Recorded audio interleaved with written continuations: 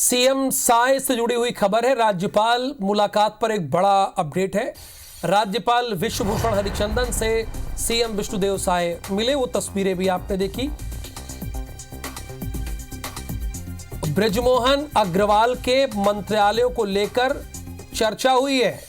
बृजमोहन अग्रवाल के मंत्रालयों को लेकर चर्चा हुई है। संसदीय कार्य मंत्री के दायित्व को लेकर भी बातचीत हुई है। विधानसभा सत्र से पहले किसी और को दिया जा सकता है संसदीय कार्य मंत्रालय का जिम्मा। संवैधानिक कारणों से मुख्यमंत्री के पास नहीं रह सकता ये दायित्व, क्योंकि संवैधानिक कारणों से मुख्यमंत्री के पास नहीं रह सकता है। और देखिए, जब खबरों की पुख्ता करने की बात होती है ना, तो छत्तीसगढ़ IBC 24 ट्यून करता है कि देखिए वहां क्या चल रहा है। तो हमने भी वरुण सखा जी को जोड़ा है। हमारे वरिष्ठ सहयोगी हैं, इस वक्त हमारे साथ लाइव जुड़े हैं, आपको बकायदा दिख भी रहे हैं। सखा जी, बड़े दिनों बाद हमारी ऑन एयर बातचीत हो रही है, तो ये बताइए, जो राज्यपाल और मुख्यमंत्री के बीच बातचीत हुई है, क्योंकि तमाम लोग अटकलें चला रहे हैं, कह रहे हैं कि ये अटकलें वो अटकलें, लेकिन IBC 24 की खासियत यही है कि हम जो बताते हैं वो उसी पे मुहर लग जाती है। तो बताइए, आप जो जानकारी देने आए हैं, आप दीजिए हमारे दर्शकों को। राहुल, जो मुख्यमंत्री और राज्यपाल की जो मुलाकात है, इसको जो फौरी तौर पर जो प्रशासनिक भाषा में बताया जा रहा है या राजनीतिक भाषा में कहा जा रहा है कि ये सौजन्य मुलाकात है। लोकसभा चुनाव के नतीजों के बाद से ही उनसे मुलाकात नहीं हुई थी। एक दूसरे का हालचाल पूछते हैं, प्रशासनिक व्यवस्थाओं का, पूरा सरकार का एक छोटा सा एक जो है ब्रीफ करते हैं, एक ऐसी मीटिंग बताई जा रही। लेकिन जो हमारे पास सूचना है उसके मुताबिक हाल ही में जो है कैबिनेट में जो मंत्री रहे बृजमोहन अग्रवाल सांसद बन गए हैं, उन्होंने मंत्री पद छोड़ दिया है। तो उनके पास जो और मंत्रालय थे, वो सारे मंत्रालय स्वाभाविक रूप से जो व्यवस्था है, जब भी कोई मंत्री इस्तीफा देता वो सारे के सारे मुख्यमंत्री के पास चले जाते हैं। इसमें अलग से कोई रिशफल करने की आवश्यकता नहीं होती है। लेकिन इसमें एक मंत्रालय है संसदीय कार्य मंत्री का।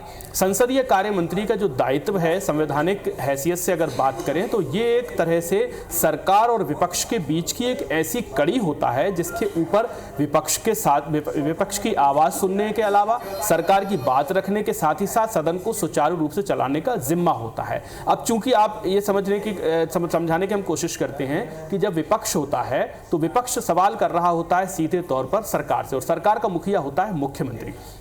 अगर यह मंत्रालय मुख्यमंत्री के पास होगा तो विपक्ष का विश्वास कम होता है। इसको लेकर कोई ऐसी हार्ड लाइन नहीं होती है, लेकिन एक परंपरा है कि ये जो दायित्व है, ये दायित्व जो मुखिया है सरकार का, उसके पास नहीं होता आया है। अब तक ऐसा नहीं हुआ है कि ये दायित्व उनके पास रहा हो। चूंकि मानसून सेशन इमीडिएट ही शुरू होना है, बहुत जल्दी शुरू होना है, जुलाई में मानसून सेशन कॉल किया जा सकता है।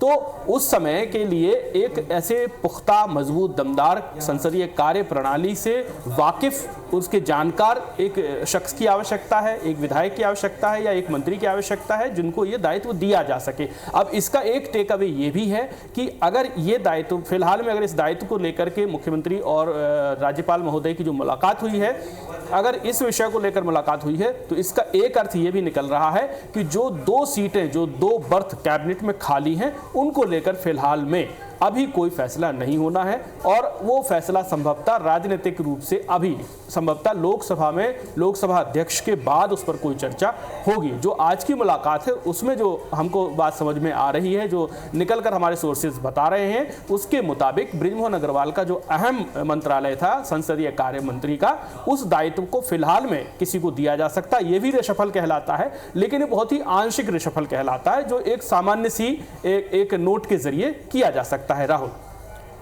देखिए, वरुण सखा जी राजनीति की बहुत बारीकी समझ रखते हैं, और इसीलिए उन्होंने बताया कि जो 2 मंत्री पद खाली है ना, वो अभी रिक्त रहेंगे, लोकसभा अध्यक्ष के बाद मौका मिलेगा।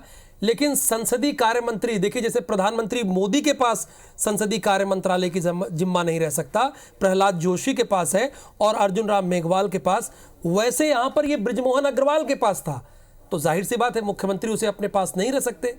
एक नैतिक जिम्मेदारी होती है। बहुत शुक्रिया विस्तार से पूरी जानकारी के लिए, और हमारे दर्शकों को आपने बड़ी आसानी से समझाया, इसके लिए आपका धन्यवाद।